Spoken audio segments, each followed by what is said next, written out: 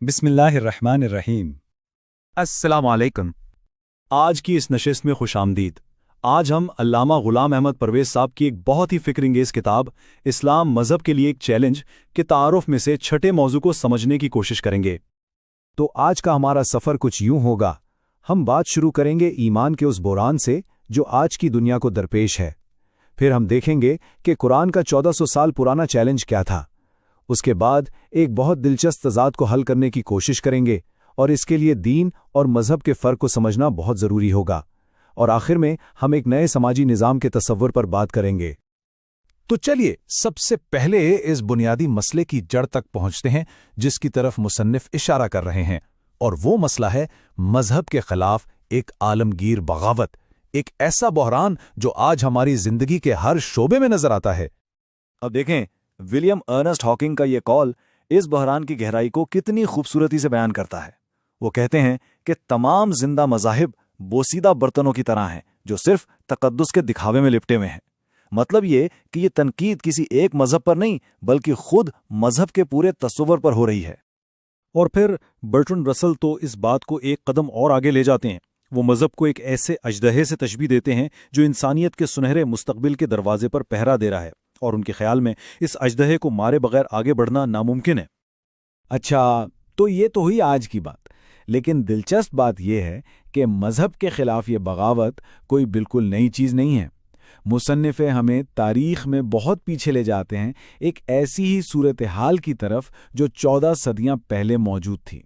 مصنف ایک بہت اہم نقطہ اٹھاتے ہیں۔ وہ کہتے ہیں کہ قرآن نے اس دور کے مذاہب جیسے یہودیت، عیسائیت یا بت پرستی صرف انہی کو چیلنج نہیں کیا، بلکہ، اور یہ ہے اصل بات، قرآن نے خود مذہب کے پورے ڈھانچے کو چیلنج کیا۔ اور کمال کی بات یہ ہے کہ آج ہم اپنے ارد گرد بالکل ویسی ہی ایک کیفیت دیکھ رہے ہیں۔ اب یہاں کر ایک بہت بڑا سوال ذہن میں آتا ہے، ایک تضاد سا محسوس ہوتا ہے۔ جب مصنف یہ کہتے ہیں کہ قرآن خود مذہب کو چیلنج کرتا ہے تو یہ بات سننے میں بہت عجیب لگتی ہے۔ یعنی اگر قرآن خود ایک مذہبی کتاب ہے تو بھلا یہ خود مذہب کو چیلنج کیسے کر سکتا ہے؟ یہ ایک ایسا سوال ہے جو کسی کو بھی سوچنے پر مجبور کر دے، چاہے وہ مسلمان ہو یا نہ ہو۔ تو اس بظاہر نظر آنے والے تضاد کو حل کرنے کی چابی دو بہت اہم اصطلاحات کے فرق کو سمجھنے میں ہے۔ پہلی اصطلاح ہے مذہب، یعنی وہ تصور جسے ہم عام طور پر ریلیجن کہتے ہیں، جس میں کچھ رسومات ہوتی ہیں، کچھ عقائد ہوتے ہیں، کچھ ذاتی عبادات ہوتی ہیں۔ مصنف کہتے ہیں کہ اسلام کو صرف اس تک محدود کر دینا ایک بہت بڑی غلطی ہے۔ اس کے بالکل برعکس قرآن جس چیز کی بات کرتا ہے وہ ہے دین، اور دین کوئی ذاتی معاملہ نہیں ہے، یہ تو مستقل اصولوں پر قائم ایک مکمل ضابطۂ حیات ہے، ایک پورا سماجی نظام ہے۔ اور یہاں مصنف ایک بہت بڑی بات کہتے ہیں۔ وہ یہ نہیں کہہ رہے کہ مذہب اور دین بس دو مختلف چیزیں ہیں، نہیں، وہ کہتے ہیں کہ یہ ایک دوسرے کے ضد ہیں، ایک دوسرے کے الٹ ہیں۔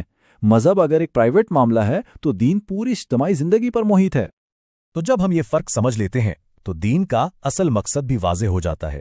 اس کا مقصد صرف چند عبادات کروانا نہیں، بلکہ اس کا ہدف تو پوری انسانیت کے لیے ایک ایسا صحت مند سماجی ڈھانچہ تیار کرنا ہے جو سب کے لیے فائدہ مند ہو۔ اور یہ نظام کن اصولوں پہ کھڑا ہے؟ مصنف کے مطابق اس کا سب سے بنیادی اصول یہ ہے کہ انسان کی اپنی شخصیت معاشرے کے ذریعے ہی پروان چڑھتی ہے، یعنی کسی کی انفرادی ترقی اس بات سے جڑی ہے کہ وہ دوسروں کو آگے بڑھانے میں کتنا کردار ادا کرتا ہے۔ جب ہر کوئی دوسروں کی بھلائی کا سوچے گا تو مفادات کا ٹکراؤ خود بخود ختم ہو جائے گا، اور نتیجہ کیا نکلے گا؟ ایک ایسا معاشرہ جو ظلم، جھگڑے اور بدامنی سے پاک ہو، اور جہاں پوری انسانیت ایک ساتھ ترقی کی راہ پر گامزن ہو۔ تو آئیے اسی سوال پر واپس چلتے ہیں جہاں سے ہم نے اپنی بات شروع کی تھی۔